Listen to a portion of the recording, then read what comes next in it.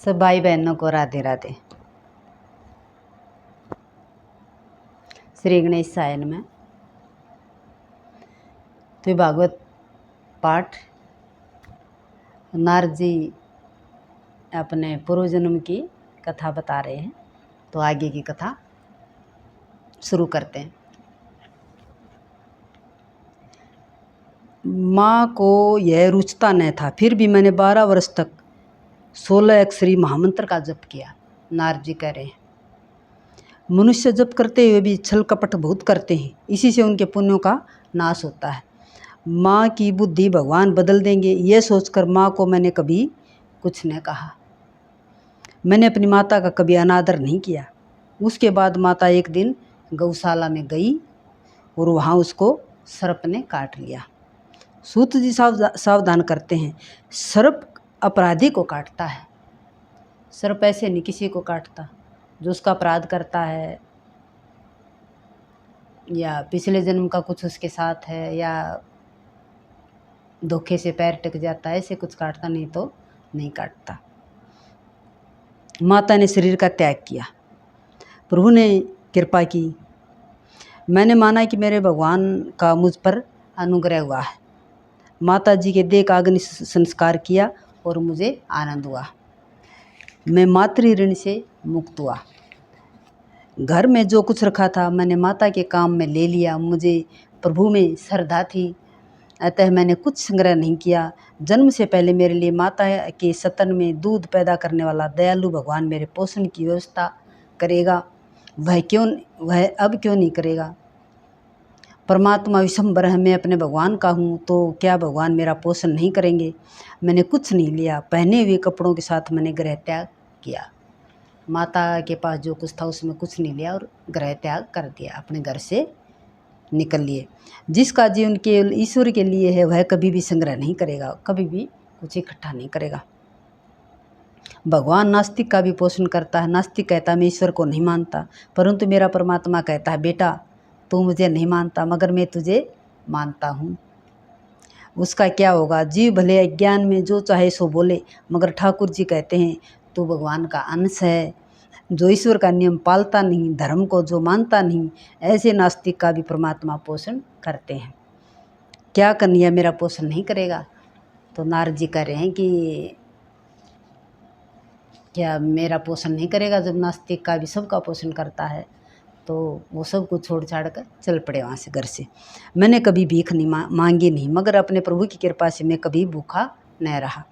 मैंने किसी चीज़ का संग्रह नहीं किया, परंतु मेरे भगवान ने किसी दिन मुझे भूखा नहीं रखा। भागवत स्मरण करता हूँ फिरता था। 12 वर्षों तक मैंने अनेक तीर्थों का भ्रमण किया। इसके बाद मैं घूमता फिरता गंगा नदी के तट पर पहुँचा, गंगा स्नान किया। इसके बाद एक पीपल के वृक्ष के नीचे बैठकर मैं जप करता था। जप ध्यान से करता था। गुरुदेव ने आज्ञा की थी कि खूब जप करना।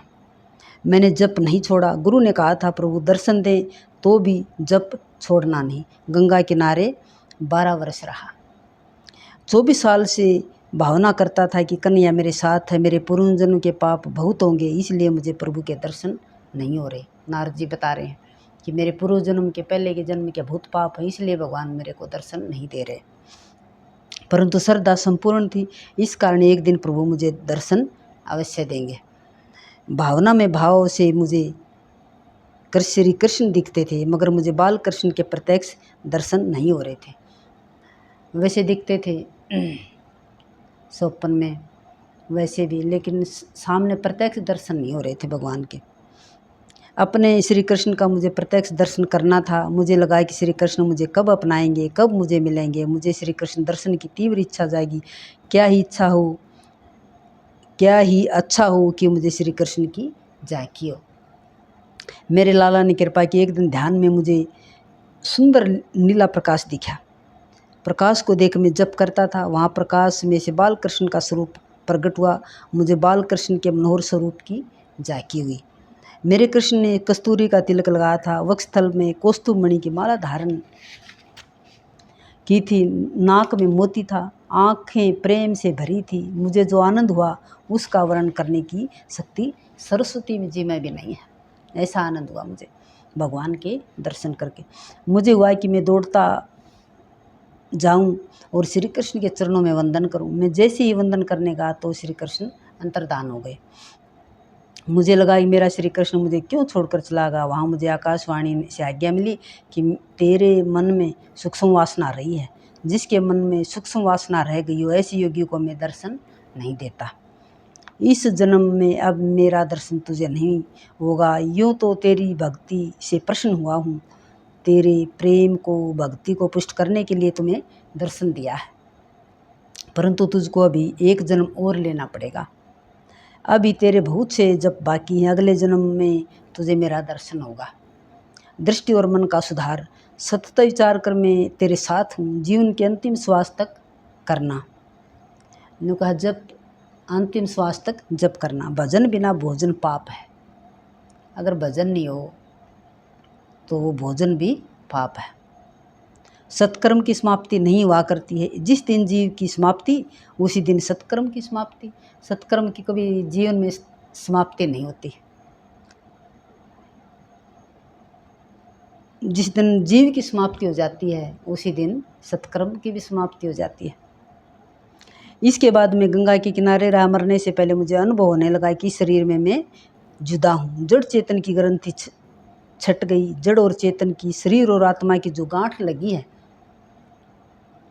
यह गांठ भक्ति के बिना नहीं छूटती। शरीर से आत्मा जुदा है, ये सब जानते हैं, पर उसका अनुभव कौन करता है? अनुभव किसी किसी को होता है कि हमारा शरीर अलग है और आत्मा अलग है। ज्ञान का अनुभव भक्ति से होता है। संत तुकाराम महाराज जी कहते हैं कि मैंने अपनी आंखों से अपना मरण देखा है, अपने आत्म स्वरूप को निहारा है। मन ईश्वर में लगा हो और ईश्वर स्मरण करते करते शरीर छूट जाए तो मुक्ति मिलती है।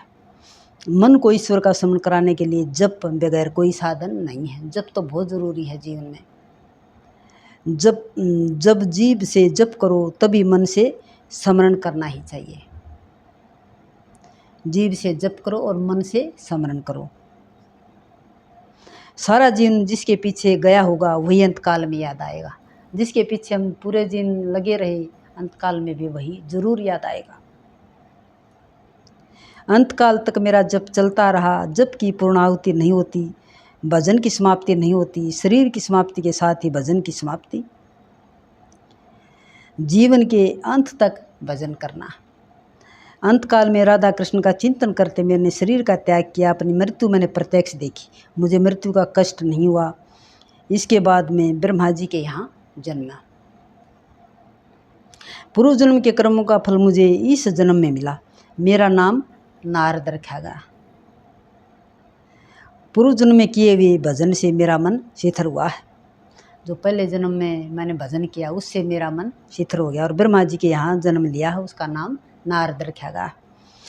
मेरा मन संसार की ओर जाता ही नहीं। अब मेरा मन चंचल नहीं होता। अब तो मैं सतत परमात्मा का दर्शन करता हूँ।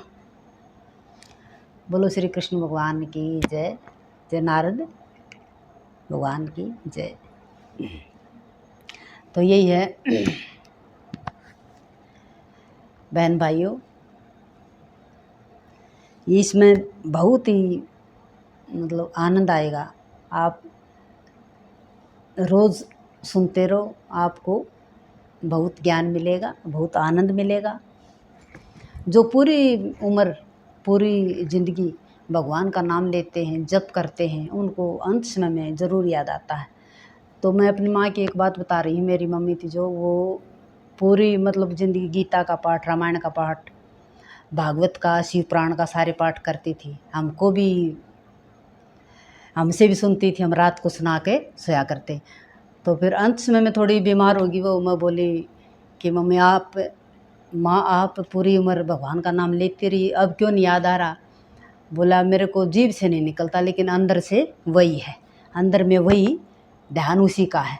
तो भाई बहनों, तो हम भगवान का जितना नाम लेंगे, जितना जप करेंगे, तो वही अंत समय में, जिसका जप करेंगे अंत समय में ज़रूर याद आएगा। जय श्री कृष्ण। राधे राधे।